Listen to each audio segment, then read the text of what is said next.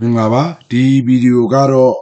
့ဒုတိယမြောက်ဗီဒီယိုပေါ့နော်သင်ခန်းစာဒုတိယမြောက်ဗီဒီယိုဒီဗီဒီယိုမှာကြတော့ကျွန်တော်ဒီပထမဗီဒီယိုမှာပြောခဲ့တာတွေတော့ပြန်ပြီးတော့ review မကောက်တော့ဘူးပေါ့နော်အဲ့ဒါတက်အပြင်မှာတက်ပြောမယ်ပေါ့နော်ကျွန်တော်အခုဒုတိယဗီဒီယိုမှာကြတော့ဒီဇရာဆွဲတော်မှာနည်းနည်းလေးဟိုဘယ်လိုပြောမလဲဒီဆဲနှစ်ခုကိုပေါင်းတာတွေဘာတွေညာတွေပေါ့နော်အဲ့လိုအခြေအနေမျိုးတွေကြုံလာရင်ဘယ်လိုလုပ်မလဲဆိုတာကိုကျွန်တော်တစ်ချက်ပြမယ်နည်းနည်း advance နည်းနည်းဖြစ်သွားပြီပေါ့နော်ဒါပေမဲ့ advance ဆိုပေမဲ့ဒါတော့မခက်သေးပါဘူးเนาะဟိုကျန်တာလေဒီလိုပေါ့စိတ်ကြည်ကြည်နဲ့သွားမယ်ဆိုတော့အကုန်လုံးကလွယ်လွယ်လေးပါပဲเนาะဟိုဒီကောင်ကတော့တတ်မရိုးကြရိုးလေးပါပဲရိုးလေးခက်လိုက်ဟိုပါဘောနော်ဇရာခွက်လောက်တာပေါ့နော်ဒါကတော့နည်းနည်းလေးအဲ့ဒီရိုးထက်နည်းနည်းလေးမြင့်တဲ့ဟာပေါ့နော်ဒီပုံစံလေးဘယ်လိုလဲဆိုဒီမှာဟက်ဒီဟက်အဲ့ဒါမှာပေါ့နော်ကျွန်တော်တို့ကဟိုဟာဖြစ်သွားရပေါ့နော်ဒီ row နှစ်ခုဖြစ်သွားရပေါ့နော်ဘာဖြစ်လို့လဲဒီ gender အောက်မှာ male နဲ့ female အဲ့လိုတွေပါတော့เนาะအဲ့ကြတော့ကျွန်တော်တို့ကဒီမှာဆိုရင်ကျွန်တော်တို့ကဟိုပုံမှန်ဆိုရင်ဒီမှာဆိုရင်ဒါဆဲတစ်ခွက်တယ်ပဲเนาะ B2 က B2 ပဲပေါ့เนาะဒါကြတော့ဒီမှာဒါ B2 လို့ပြနေတာပေါ့เนาะကျွန်တော်တို့ကဆဲတစ်ခုကိုကြာကြုံလို့ပြရင်ဆဲတစ်ခုကိုထောက်လိုက်ရင်ဒီမှာကိုထောက်လိုက်တဲ့ဆဲကဘာလဲဆိုတော့ဒီမှာပြတယ်เนาะအဲ့ဒါ name box လို့ခေါ်တယ်နာမည်ပေးထားရအဲ့ဆဲကိုထားလိုက်တော့ဒါတွေကတအားကြီးမကြည့်ဘူးเนาะနောက် advanced level ကြာမှလိုကောင်းလို့လားအဲ့တော့ကျွန်တော်တို့ကဒီမှာထောက်လိုက်ရင် C2 လို့တာပြတာတကယ်ကသူက3ကိုပါယူထားရပေါ့နော်အဲ့လိုမျိုးဘာကြောင့်အဲ့လိုယူရလဲဆိုတော့ကျွန်တော်တို့ကဒီ gender ဆိုတဲ့အောက်မှာ male နဲ့ female G နဲ့ H ကနှစ်ခုနော်အဲ့နှစ်ခုက G က male H က female အတွက်ပေါ့နော် male လား female လားဆိုအဲ့မှာ gender ဆိုတဲ့စကားလုံးကကြောဒီနှစ်ခုလုံးရဲ့ sub title ပေါ့နော်ဒီနှစ်ခုလုံးရဲ့ title ဖြစ်နေတယ်ပေါ့နော်အဲအကြောင်းဒီလိုမျိုးလုပ်တော့တူးကြောင်းမလို့နှစ်ကြောင်းဖြစ်သွားတဲ့အတွက်ဒီကောင်းတွေအကုန်လုံးကလည်းလိုက်ပြီးတော့အဲ့လိုလောက်ရတဲ့တဘောဖြစ်သွားပါဘောနော်โอเคဟုတ်ပြီအဲ့ဒီတဘောလေးကိုပြောရင်းနဲ့မှာကျွန်တော်ကဟိုနောက်ပိတ်ကြရင်ပေါ့နော်တိတ်အရန်တော့အရေးမကြီးပဲမဲ့အပိတ်ကြရင်အရန်တော့အရေးမကြီးပဲမဲ့လေတိထားတဲ့ဟိုတချို့ဟိုဟာလေးတွေကျွန်တော်ပြောပြမယ်ပေါ့နော်ဟိုဒီ formatting နဲ့ပတ်သက်ပြီးတော့ဒီဘိုးဘလို့လောက်လဲပါလဲညာလဲဆိုတာကျွန်တော်ဒီဗီဒီယိုရဲ့အပိတ်မှာပြောလိုက်မယ်အဲ့ဒီဟာတွေကြတော့ဟိုပုံမှန်တုံသုံးမှုဝဲလူတွေကတည်ပြီးကြဖြစ်တဲ့အတွက်တော့အဲ့ဒါယူမကြည့်ခြင်းနဲ့မကြည့်ညဲပေါ့ဗျာเนาะအရှိမတော့အရေးကြီးတာအရင်ပြောလိုက်မယ်โอเคဟုတ်ပြီအဲ့တော့ကျွန်တော်ကဒီမှာဆိုရှိနှစ်ခုလုံးမှာလောက်ထားပြီးဖြစ်တယ်ရှိအစ်စ်ခေါ်မယ်ရှိအစ်စ်ခေါ်မယ်ဆိုရင်တော့လွယ်တယ်ဒီရှိတွေရဲ့ဘေးနားမှာဒီမှာပေါင်းလက္ခဏာလေးရှိတယ်เนาะအဲ့ကောင်လေးကိုနေလိုက်ပေါ့နော်တခြားနီးတွေလည်းရှိတယ်ကျွန်တော်ခုနရှိ3ခေါ်ထားလို့အဲ့တော့တခြားနီးရှိတယ်ပြင်မဲ့အဲ့ဒါကြီးမပြောသေးဘူးเนาะ shortcut နဲ့သွားရင်ဒီဟုတ်ပြီအဲ့တော့ရှိတစ်ခုရပြီဆိုရင်ကျွန်တော်တို့ဒီမှာ font တွေပါတွေကိုကျွန်တော်တို့ကဟိုကိုလိုချင်တဲ့ font တွေပြောင်းမယ်ပေါ့နော်အဲ့လိုပြောင်းတဲ့အချိန်မှာအကုန်လုံးဒီရှိတစ်ခုလုံးအကျုံးဝင်သွားအောင်ဆိုရင်ကျွန်တော်ကဘယ်လိုလုပ်ရမှာလဲဆိုရင်ဒီကောင်တွေမရှင်းခင်ကျွန်တော်တို့က no more ရင်အခုကျွန်တော်ကဒီမှာပေါ့ဗျာ A2 ကိုပဲဆက်လက်ပေးထားပြီးဒီအပေါ်မှာကျွန်တော်က font name ကိုချိန်မယ်ဆိုရင်ပြောင်းမယ်ဆိုရင်ဒီ A2 တခုတည်းမှာပဲအကျုံးဝင်သွားမယ်ပေါ့နော်သူ့ရဲ့သတ်မှတ်ချက်ကဆိုလိုတာကျွန်တော်ဒီမှာအဝါရောင်ခြေလိုက်တယ်နော်အဝါရောင်ခြေလိုက်တယ်ကျွန်တော်ဒီဘေးကမြားလေးကိုနှိပ်ပြီးတော့ color တွေကြိုက်လို့ရအဲ့တော့ဘယ်ကိုပဲအကျုံးဝင်လဲ A2 တခုပဲဝါသွားရပေါ့နော်အဲ့လိုမဟုတ်ဘူးအားလုံးအကျုံးဝင်ခြင်းတယ်ဆိုရင်ကျွန်တော်တို့ကတခုခုကိုနောက်ပြန်လုပ်ရှင်တယ်ဆို control Z နော်ဒါလည်းအခုခုနကျွန်တော်အဝါကိုပြန်ဖြောက်လိုက်တယ် control Z နဲ့ undo ပေါ့ဗျာနော်အဲ့တော့ကျွန်တော်တို့အကုန်လုံးပေါ့အကျုံးဝင်ခြင်းတယ်ဆိုရင်ကြိုက်တဲ့ဆဲမှာဆက်လက်ပေးတာဆက်လက်ပေးထားပြီးရင်ဆက်လက်ပေးတယ်ဆိုတာလည်းကျွန်တော်တခါတည်းပဲပြောလိုက်တော့မယ်နော်ဆက်လက်ပေးတဲ့အချိန်မှာဒီလိုကျွန်တော်တို့က mouse နဲ့တစ်ချက်ပဲဆက်လက်ပေးရင်သူကဒီ cell ကိုအပေါ်ရန်အုပ်ပြီးဆက်လက်ယူလိုက်တာဒါပေမဲ့အထဲထဲမှာကျွန်တော်တို့ကစာတွေပါတွေကိုပြင်ကျင်တော့တဲ့ဆိုရင်တော့ကျွန်တော်တို့က select ဟို double click ပေါ့နော်ကလစ်ကိုနှစ်ချက်နေရတယ်အဲ့မှာဒီမှာတို့လာကာဆယ်လေးကဝင်သွားပြီးတော့အဲ့မှာကျွန်တော်တို့ကစာတွေကို edit လုပ်လို့ရမယ်ပေါ့နော်ဟုတ်ပြီလောလောဆယ်ကျွန်တော်တို့ကဒီလို select ပေးလိုက်တယ်ပေးပြီးရင်ကျွန်တော်တို့က control A နော် control A ကိုကျွန်တော်တို့ကနှိပ်လိုက်မယ်ဆိုရင်ဒီကောင်အားလုံးဆက်လက်ပေးသွားလိုက်မယ်โอเคဟုတ်ပြီနောက်တနည်းလေးကိုကျွန်တော်တစ်ချက်ပြောမယ်ပေါ့နော်နောက်တနည်းကြတော့ကျွန်တော်ကဒီမှာဟိုပါပေါ့နော်ဒီ down လေးပေါ့နော်ဒီ column နဲ့ row ရဲ့အမှတ်အသားရဲ့ down ပေါ့နော်1ရဲ့အပေါ် A ရဲ့ဘေးပေါ့နော်အဲ့မှာကျွန်တော်တို့က mouse pointer လေးကိုထားပြီးတော့ကျွန်တော်တို့ကဒီမှာ click တစ်ချက်နှိပ်လိုက်ပြီဆိုရင်လည်း select ဖြစ်သွားပြီပေါ့နော်โอเคဒါနှစ်နည်းပေါ့နော်ဖြစ်သွားပြီဆိုတော့မှကျွန်တော်ကိုကြိုက်တဲ့ font လေးပြောင်းပေါ့နော်ကိုပုံတွေထားခြင်းနဲ့ format လေးတွေထားပေါ့ဗျာနော်အဲ့ format တွေဘာညာတာရကာကျွန်တော်ဒီဗီဒီယိုပြီးမှပြောမယ်โอเคကျွန်တော်စော်ကြီးဆိုပြီးပြောင်းလိုက်ပြီကဲဟုတ်ပြီခုနဟာလေးကိုကျွန်တော်လုပ်မယ်sin name father father name ဖေးနာမည်နော် nrc numb ရဲ့ nrc နာမည်မှတ်ပုံနဲ့နံပါတ်ပြီးတော့ပါတယ် birthday birth sorry စာလုံးပေါင်းပါတယ် DAD birthday ပြီးတော့ gender phoneရဲ့ phone number rema okay remark select and ot note okay ဟုတ်ပြီကျွန်တော်ကအဲ့လိုလုပ်ပြီးပြီးရင်ဒီကောင်တွေကိုဒီ column လေးတွေကိုဒီအချင်းကျယ်လောက်တာလည်းကျွန်တော်ဖြည့်ဗီဒီယိုမှာပြောပြီးမို့လို့အခုမပြောတော့ဘူးเนาะ okay ဟုတ်ပြီနာမည်လေးတွေကိုနည်းနည်းချဲမယ်မဟုတ်နာမည်နည်းနည်းချဲမယ်ကျွန်တော်အခုလိုဒီလိုလေးတွေဟိုကြီးလိုက် zoom in zoom out လောက်တာကြတော့ဘယ်လိုလုပ်လဲဆိုတော့ control ပြီးကြပြီးတော့ mouse မှာပါတဲ့ mouse wheel လေးကိုကျွန်တော်ကရှေ့လှိမ့်လိုက်နောက်ကိုလှိမ့်လိုက်အဲ့လိုလုပ်ရင်းနဲ့လောက်တာပေါ့နော်အဲ့ချိန်ကျရင်သူကဘယ်အောင်စံတာထားပြီးသွားလဲဆိုကျွန်တော်ဆက်လက်မှတ်ထားတဲ့ကွက်ပေါ်မှာဒါမှမဟုတ်ကျွန်တော် mouse ရေးရှိနေတဲ့အကွက်ပေါ်မှာသူကစတာထားပြီးတော့ဟို zoom in zoom out ဖြစ်တယ်ပေါ့နော် okay ဟုတ်ပြီကျွန်တော်အဲ့လိုလုပ်ပြီးသွားပြီဆိုရင်ကျွန်တော်က gender ဆိုတာဒီတစ်ခုတည်းဖြစ်နေပေါ့နော်တကယ် gender အောက်မှာ male နဲ့ female ဖြစ်အောင်ပါပေါ့နော်အဲ့ကြတော့ဒီမှာကကျွန်တော်တို့ကဟိုပါပေါ့ဗျာ column တစ်ခုလိုနေအဲ့တော့ကျွန်တော်ကဒီ gender နဲ့ phone number ကြားမှာ column တစ်ခုထပ်တိုးရမယ်ပေါ့နော်ဟိုနောက်ဒီကောင်ကြီးကိုဖြတ်ပြီးတော့ဒီဘက်မှာရိုက်လိုက်လေရပါတော့ဒါပေမဲ့ကျွန်တော် column ဘယ်လိုတိုးလဲဆိုတော့ကျွန်တော်က G နဲ့ H ကြားမှာ column အတစ်တိုးချင်တာဖြစ်တဲ့အတွက်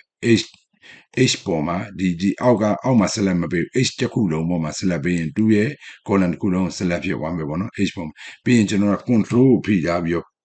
plus ပေါ့နော်အပေါင်းလက္ခဏာနှိပ်လိုက်ရင်ဒီမှာဖုန်းနံပါတ်က I ဘက်ရောက်သွားပြီပေါ့နော်အဲ့ဒါပြီးတော့မှကျွန်တော်ဒီ gender အောက်မှာကျွန်တော် male fema ဒီ female ပေါ့ဗျာအဲ့တော့ကျွန်တော်တို့ကဒီ male နဲ့ female ဆိုတာဒီ gender အောက်က gender ဆိုတဲ့ခေါင်းစဉ်အောက်ကအခွဲလေးဆိုတော့ဒီ gh နှစ်ခုလုံးကဒီ gender နဲ့အကျုံးဝင်တယ်ဆိုတော့ကျွန်တော်တို့ကဒီကောင်ကိုဒီ G2 နဲ့ H2 ကိုကျွန်တော်တို့က supply ရမယ် supply တော့ဘယ်ဟာနဲ့ဆက်မလဲဆိုတော့ဒီ homes အောက်ကဒီ mesh and center ဆိုတဲ့ဟာပေါ့နော်အဲ့ဒါလေးနဲ့လုပ်မယ်ပေါ့နော်ဒါကြီးတော်တော်များများတော့သုံးပြီးသားဆိုသိပြီးသားပါနော်ကျွန်တော်တခါတည်းဟိုမကြံခဲ့အောင်ထည့်ပြောတဲ့တဘောပဲအဲ့တော့အဲ့ဒီ mesh and center ဆိုတဲ့ cloud လေးကိုကျွန်တော်ကအဲ့ကောင်ဆက်လက်ပြီးတွဲခြင်းနဲ့နှစ်ခုကိုဆက်လက်ပေးပြီးကျွန်တော်က mesh and center ဒီလိုလုပ်လိုက်ရင်ဒီမှာ gender နော်တွဲသွားပြီး male နဲ့ female and ဒီလိုလေးတက်တက်ရဖြစ်သွားပြီအဲ့ကြတော့ဒီကောင်းကြောင်းမလို့ကျွန်တော်တို့ကဒီခေါင်းစဉ်ကအစားတော့ row တစ်ကြောင်းပဲဖြစ်ရမယ်ဥစ္စာပေါ့နော်စာတိုင်းခေါင်းစဉ်တွေကအခုက row နှစ်ကြောင်းဖြစ်သွားပြီဆိုရင်ဒီကောင်တွေကလည်းဒီလိုဘောင်ခတ်ပြီဆိုရင်မလှဟိုဘာမှ match လိုက်မလုပ်ဘူးဆိုဒီလိုကြီးပေါ့နော်မလှဘူးပေါ့ဗျာနော်အဲကြတော့အဲကြည့်လို့ကောင်းအောင်ဆိုရင်ကျွန်တော်တို့ကဘယ်လိုလုပ်မလဲဆိုတော့ဒီ B2 B3 C2 C3 D3 အဲကောင်တွေအကုန်လုံးကိုလည်းဒီအပေါ်အောက်လေးတွေကိုလည်း match ပြောက်လိုက်မယ်ပေါ့နော်ဟုတ်ပြီအဲ့လို match လုပ်ပြီဆိုရင်ကျွန်တော်တို့ကအကုန်လုံးကိုလုံးမှာပဲဆိုဒီလိုဆက်လက်ပေးပြီးတွားပြီးတော့လုံးမယ်ဆိုရင်ကျွန်တော်တို့ကလွဲကုန်မှာဒီမှာတွေ့လားအကုန်ပြောက်ကုန်မှာရှေ့ဆုံးကဟာလေးပဲပေါ်မှာအဲ့တော့ကျွန်တော်မှားသွားပြီး control Z နှိပ်မယ်ကျွန်တော်ဘယ်လိုလုပ်မလဲဆိုအဲ့ကျရင် control လေးကိုဖိထားပြီးတော့အခု control လေးကိုဖိထား select ကိုဟိုတတွဲစီပေးမှဖြစ်တယ် control လေးကိုဖိထားပြီး SR ဆိုတော့ B2 ကနေစပြီး mouse လေးကိုတစ်ချက်နှိပ်sorry ဒီ B2 ပေါ်မှာလောက်ပြီးမှ mouse လေးကိုတစ်ချက်နှိပ်အောက်ကိုကျွန်တော်တို့ကဟိုဟာလေးဆွဲချလိုက်မယ်ပေါ့နော်sorry ကျွန်တော်ခုနဟိုမှာကလုံးညိနေလို့ခဏ okay ရပြီကျွန်တော်ကအခုဟိုပါပေါ့နော်ပထမဆုံးတစ်ခွက်ဆိုရင်ကျွန်တော်တို့ကဒီလိုရိုးပဲကျွန်တော်ဆွဲချလိုက်မယ် S2 B2 ကနေပြီးမှ B2 ကိုအရင်ဆက်လက်ပေးပြီး B3 ကိုဆွဲချလိုက်မယ်ပေါ့နော် mouse လေးကိုဖိထားပြီးတော့ဆွဲချလိုက်မယ်ပြီးရင် C2 ကနေ C3 G3 အဲ့လိုမျိုးလုပ်မယ်ဆိုရင်တော့နောက်ထပ်ဟာတွေလုပ်မယ်ဆိုရင်တော့ကျွန်တော် control ကိုဖိထားပြီးတော့ဒီလိုလေးနော်ဒီလိုလေးဒါလွယ်လေးပဲပေါ့နော်ဒါပေမဲ့လည်းစိတ်ထဲမှာမရှင်းဘူးဆိုရင်တော့ကျွန်တော်ပြန်ပြောပေါ့နော်ဓာတ်ရိုက်ပြန်တင်ပေးမယ်ပေါ့နော်ပြီးရင်ကျွန်တော်က mass and center အဲ့ကောင်နှိပ်လိုက်ရင်ဒီလိုရောသွားသူတို့က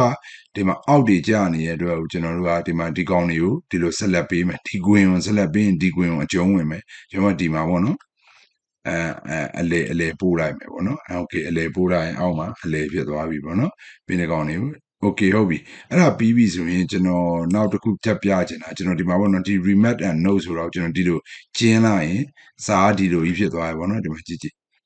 အဲ့လိုမဖြစ်ဘဲနဲ့အလိုလိုနေရင်မဆက်မှုဆိုရင်တသက်ရဲ့အောက်ကိုအလိုလိုကြောက်အောင်လုပ်လို့ရတယ်အဲ့ဒါဘာနဲ့လဲဆိုဒီဖုန်းနံပါတ်ဆိုရင်ကျွန်တော်ကျင်းလိုက်အဲ့လိုဖြစ်တယ်အဲ့တော့ဒီကောင်တစ်ခုကိုအဲ့လိုဖြစ်စေချင်တဲ့အတွက်ဒီကောင်တစ်ခုကိုဆက်လက်ပေးဒီမှာ wrap tab ပေါ့နော် tag ကို wrap ဆိုတော့ထုတ်ပိုးတာပေါ့ဒါပါတော့ tab တွေကိုအဲ့လိုမျိုးတူကလူ adjust လာပပဖြစ်အောင်ကျွန်တော်လုပ်မယ်ပေါ့နော်အဲ့ဒါလေးကိုချက်နေလိုက်အဲ့ဒီမှာတွေ့လားနှစ်ချောင်းဆင်းသွားပြီပေါ့နော်အဲကျွန်တော်ကဒီချက်လို့အဲ့တော့ဒီကောင်တွေကိုကျွန်တော်တို့ကဒီလိုပဲ select ပေးပြီးကျွန်တော်တို့ဒီမှာပေါင်ခတ်တာရှိရပါတော့အဲ့ဒါလေးနဲ့ကျွန်တော်ပေါင်ခတ်လိုက်ရင် okay ပြီးတော့ကျွန်တော်ခုနကလို freeze span တာကျွန်တော်ပြီးရှေ့ပုံမှာဟိုဒီလို row တစ်ခုကို freeze span တာကိုကျွန်တော်ပြရပေါ့နော်အဲ့အခုကျတော့ row ရောဒီရှေ့ဆုံးကနံပါတ်စဉ် column လေးရော line မရွှေ့အောင်ဆိုရင်ကျွန်တော်တို့ကဘယ်လိုလုပ်မလဲဆိုဒီကျွန်တော်တို့မရွှေ့စေခြင်းနဲ့အာနှစ်ခုရဲ့စုံမဲ့ရဲ့ပထမဆုံးအကွက်ပေါ့နော်အဲ့တော့ဒီ C4 အကွက်ပေါ့နော်ဒီ C4 အကွက်မှာ select ကိုcell ကိုကျွန်တော်တို့က select လုပ်ပြီးတော့ကျွန်တော်တို့ကဒီ view ကိုသွားမယ် freeze span ကိုတွားပြီးရင်ကျွန်တော်ဒီ freeze span ဆိုတာထုံးစံတိုင်းပဲနှိပ်လိုက်ဒါပေမဲ့ဒီ row ကို select မပြီးတော့အဲ့ဆိုရင်ကျွန်တော်ကဒီမှာကြည့်ဒီလိုဆွဲမယ်ပေါ့နော်ကျွန်တော်ပြမယ်ဒီကောင်ကိုနည်းနည်းဒီလိုလေးဆွဲမယ်ဆိုဒီမှာတွေ့လား SR ကြံခဲ့တယ်ကြံတဲ့ကောင်တွေရွှေ့သွားတယ်နောက်ပြီးရင်ဒီကောင်ဒီလိုမျိုး mouse wheel နဲ့လှိမ့်မယ်ဆိုရင်ဒီနံပါတ်3ကကြံခဲ့တယ်ခေါင်းစဉ်ကကြံခဲ့တယ်ကြံတဲ့ကောင်တွေပဲလှိမ့်သွားရပေါ့နော်โอเคဟုတ်ပြီဒါကတော့ပြီးရင်ဒီကောင်တွေကိုကျွန်တော်အခုချိန်ကစပြီးတော့ဒါကတိတ်မကြည့်ကြတယ်တိပြီးသားဆိုရင်လည်းကြော်ပလိုက်လို့ရတဲ့အပိုင်းဖြစ်သွားပြီပေါ့နော်ကျွန်တော်တို့ကဒီကောင်တွေအားလုံးခေါင်းစဉ်ဖြစ်တဲ့အတွက်ထင်ရှားအောင်ဘိုးတင်မယ်ဆိုဒီကောင်တွေအားလုံးကိုဆက်လက်ပေးမယ်ကျွန်တော်ဒီမှာရှိတဲ့ဘိုးဆိုတဲ့ B ဆိုတဲ့ဟာမှာကျွန်တော်နှိပ်လိုက်မယ်အဲဆိုဘိုးဖြစ်သွားမယ်ခေါင်းတွေမြင်သားခြင်းဒီ U ကိုလို့နော်စာလုံးစောင်းခြင်း I မော့ဗျာနော်ဒီမှာပြီးရင်စာလုံးလေးတွေကိုပဲအယောင်ပြောင်းခြင်းဒီမှာနှိပ်ပေါ့နော်ဒါအနီပေးတာအနီကျွန်တော်တို့ကအနီမကြိုက်ဘူးတခြားရွေးမယ်သူလူပေနားမှာရှိတဲ့မြားလေးကိုရွေးပြီးတော့ကျွန်တော်တို့ကြိုက်တဲ့ color ကိုကျွန်တော်ဒီမှာအစိမ်ပြောင်းလိုက်မယ်ပြီးရင်ဒီဘေးနာပုံလို့ပုံနေနေကြတော့ cell တခုလုံး solid ပေါ့နော်ဖြည့်တာပေါ့နော် fake color ပေါ့နော်အဲ့ဒါဆိုရင်ကျွန်တော်တို့ကအနီဖြည့်မယ်ဆိုအဲ့လိုအနီဖြစ်သွားမယ်ပေါ့နော်ဒါကျွန်တော်ဆက်လက်ပေးထားတဲ့တဲမှာပဲသူအလုပ်လုပ်တာပေါ့နော်โอเคဟုတ်ပြီဒီလိုလုပ်တယ်ပေါ့နော်နောက်ပြီးရင်ဘာရှိအောင်မလဲဆိုတော့ခဏနော်ဟုတ်ပြီကျွန်တော်ဒီမှာပေါ့နော်ပုံမှန်တခြားတွေဆိုရင်တော့ကိစ္စမရှိဘူးကျွန်တော်တို့ဖုန်းနံပါတ်ကိုဒီကောင်ကျွန်တော်ကာလာပြန်ပြောင်းလိုက်အောင်ကျွန်တော်ဒီမှာဆက်လက်ပေးပြီးဒီမြားလေးကိုလုပ်ပြီးရင်ဒီမှာ no face ဆိုတာလုပ်လိုက်ရင်ဖြည့်ထားတဲ့ကာလာပြောင်းမယ် white ဆိုရင်တွားလုပ်ရင်လည်းသူကအဖြူရောင်ဖြည့်တယ်ဆိုတဲ့အဓိပ္ပာယ်ဖြစ်မယ်ကျွန်တော်ကဘာမှမဖြည့်ခြင်းဘူးဖြစ်တဲ့အတွက်ကျွန်တော်ကဒီမှာနော်ဒီမှာ no face ဆိုတာကျွန်တော်ရွေးလိုက်မယ်ပေါ့နော်ပြီးရင်ဟိုကောင်ဟိုလည်းအဲ့လိုပဲဒီမှာတူကြတော့ no frame automatic ပေါ့နော်အပေါ် automatic ဆိုတော့ကျွန်တော်ကယူလိုက်မယ်ပေါ့နော်ဒါတွေကအရင်နဲ့မကပ်ဘူးမကြည့်တယ်ဖြစ်တယ်ပေါ့နော်ကျွန်တော်တို့ဒီမှာဖုန်းနံပါတ်ထည့်ပြီးဆိုဖုန်းနံပါတ်တွေအချိန်မှာကျွန်တော်တို့က39ဆိုတာပါတယ်ပေါ့နော်အဲ့ဒါဆိုကျွန်တော်ကထားပါတော့399428333315ပေါ့နော်ကျွန်တော်အဲ့လိုဖြည့်ပြီးဆိုရင်ဒီမှာတွေ့လား39ပျောက်သွားတယ်ပေါ့နော်အဲ့တော့တချို့တွေကြော39မပျောက်အောင်ဆိုရင်တူကဘာလို့39ပျောက်လဲဆိုတူကဒီလိုရိုက်ထိုက်လိုက်တာ ਨੇ ကိန်းကနန်းတွေပဲပါတဲ့အတွက်ကိုဒီဟိုကဘယ်လိုနားလေသွားလဲဆိုတော့ဒါကိုကိန်းကနန်းတို့နားလဲတယ်ကိန်းကနန်းတွေရဲ့ရေတွက်မှုမှာဆိုရင်ကျွန်တော်တို့ကတုံညကိုရေးသားမှုမှာဆိုရင်တုံညကိုကျွန်တော်တို့ရှေ့မှာမထားဘူးလေနော်တုံညရှိရင်မပြတော့ဘူးဗျဥပမာကျွန်တော်မှာပတ်စံ1500ရှိရဆိုရင်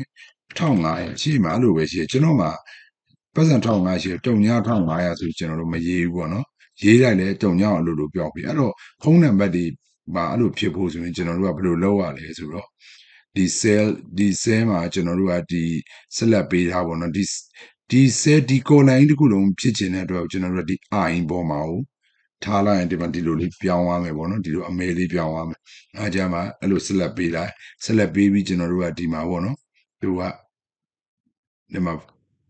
general ဒီမှာပေါ့နော်ဒီ home tab တွေရပဲပေါ့နော် ဒါ format ပြောင်းလဲဥစ္စာကျွန်တော်တို့ကဒီမှာကျွန်တော်တို့ကပြောင်းလဲဆို text format ပေါ့ဒါကကိန်းဂဏန်းမဟုတ်ဘူးဒါကစာသားပါဆိုတဲ့ဟာလေးကိုကျွန်တော်ထည့်လိုက်မယ်ပေါ့နော်အဲ့ကြမှာကျွန်တော်တို့က39 4283333တင်ပါဆိုဒီမှာဒီလိုဖြစ်သွားတယ်သူကကိန်းဂဏန်းမဟုတ်တော့ဘူးဆိုတာဟုတ်တဘောပေါက်သွားမှာတချို့လူတွေအရင်လောက်ကြတာရှိတယ်ဗျဘယ်လိုလောက်ကြလဲဆိုဥပမာ39 83333တင်ပါသူတို့ကဒီတုံညာပေါ်အောင်လို့ဘာလုပ်လဲဆိုထိတ်ကလေးမှဒီလိုမျိုးဒီကျွန်တော်မျက်တောင်အဖွင့်လေးကိုထည့်ပြီးတော့ရေးကြတာလည်းရှိတယ်ဗျာနော်အဲ့ဒါတော့ဟိုတိတ်ပြီး format မကြောက်ဘူးပေါ့နော်အဲ့လိုရေးတယ်ပေါ့နော်ပြီးရင်ကျွန်တော်တို့ကအဲ့မှာပေါ့နော်တခါလဲဒါလေးကတော့ bonus ပေါ့ဒါကတော့အရေးကြီးသွားတယ်ဒီတစ်ခုကျတော့ကျွန်တော်တို့ကရက်ဆွဲကိုထည့်မယ်ဆိုရင်ယနေ့ရက်ဆွဲကိုထည့်မယ်ဆိုရင်ကျွန်တော်တို့ကရိုက်မထည့်တော့ဘဲနဲ့ control ဖိထားပြီးတော့ကျွန်တော်တို့က column ပေါ့နော် column ဆိုတာ L ရဲ့ဘေးက control ဖိထားပြီးရင် column လို့လည်းကွဗမာလို့ဆိုရင်ကျွန်တော်ဝိဆနှလုံးပေါက်ပေါ့ဗျာနော်အဲ့ကောင်နှိပ်လိုက်ရင်အလိုနေလက်ရှိရက်ဆွဲကိုရောက်တယ်ဟုတ်ပြီလက်ရှိရက်ဆွဲကိုပြတဲ့အချိန်မှာကျွန်တော်တို့ကကျွန်တော်တို့မြန်မာမှာဆိုရင်ကျွန်တော်တို့ကရက်လနှစ်ဆိုပြီးပြတယ်သူတို့ကြတော့လရက်နှစ်ဆိုပြီးပြတယ်ပေါ့နော်အဲကြတော့ကျွန်တော်တို့ကဒီလိုကြည့်နေကျွန်တော်တို့ရက်နဲ့လောက်မှားကြည့်မိမယ်အဲကြတော့ကျွန်တော်တို့ဒီကောင် select ပေးပြီးရင်ကျွန်တော်တို့ဒီမှာနော်ကျွန်တော်တို့ဒီမှာ date မ short date short date မရအောင် sorry date ထဲမှာ long date sorry long date ဆိုရင်မဆန့်တော့စာတွေမဆန့်ရင်အဲ့လိုဖြစ်တယ်ပေါ့နော်အားကြရင်ကျွန်တော်တို့ဒီကောင်းပေါ်မှာဒီလိုလေးထောက်ပြီးတော့ double click နှိပ်လဲရတယ် double click နှိပ်လဲရတယ်ဒီလိုဆွဲဆန့်လဲရပြီ double click နှိပ်တော့ auto adjust ပေါ့နော် Thursday August 14ဆိုပြီးဟုတ်ပြီဒီလိုမျိုးလဲမကြိုက်ဘူးငါ format ကိုဟိုတခြားပုံစံကြိုက်တယ်ဆိုရင်တော့ကျွန်တော်ဒီမြားလေးကိုနှိပ်ပြီးရင်ဒီမှာကျွန်တော်တို့က more format more number format ဆိုတာရှိရပေါ့နော်အဲ့မှာသွားအဲ့ဒါတွားလိုက်မယ်ဆိုရင်တော့ကျွန်တော်တို့ကဒီ format cell ဆိုတာပေါ်တယ်အဲ့ format cell ကိုဒီလို click ကနေမသွားဘဲနဲ့လေဒီလိုမျိုးပေါ့နော်ဒီကောင် select ပြီး control 1ကိုနှိပ်လိုက်ရင်လည်းကျွန်တော်တို့ကဒီလိုသွားတယ်အဲ့ဒါဆို date ထဲမှာကျွန်တော်တို့ဒီမှာရွေးစရာရှိတယ်ဒီမှာနော်ဒီကောင်နေလေတဖြည်းဖြည်းနဲ့ကျွန်တော်သင်ပေးမယ်ဘာမှအခုပြောလိုက်ရင်ဒီကောင်နေနဲ့အချိန်ကြီးအားကျသွားမှာပေါ့နော်ကျွန်တော်ဒီမှာဆိုရင်ဒီလိုလေးရွေးလိုက်ရင်ကျွန်တော်တို့ဘယ်နှလဘယ်နေရဆိုတာကိုကျွန်တော်တို့ပို့သေးခွဲမယ်ပေါ့နော်အဲ့လိုလေးကျွန်တော်ဒီဟာလေးကိုကျွန်တော်ရွေးလိုက်မယ်ပေါ့နော်ရွေးပြီးကျွန်တော်က okay နေလိုက်မယ်ဆိုရင်အဲ့ဒီမှာ14 August 25ဆိုပြီးဖြစ်သွားတယ်ပေါ့နော် okay ဟုတ်ပြီလောလောဆယ်တော့ဒီဗီဒီယိုကတော့ဒီလောက်ပါပဲပေါ့နော်ပြောမယ်ဆိုရင်ဖြတ်ပြီးပြောမယ်ဆိုရင်အများကြီးပေါ့နော်အဲ့တော့နောက်ဗီဒီယိုတွေကြာရင်တော့ကျွန်တော်နည်းနည်းဟို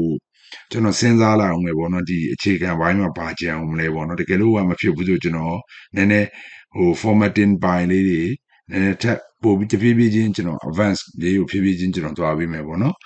Okay ကျေးဇူးအများကြီးတင်ပါတယ်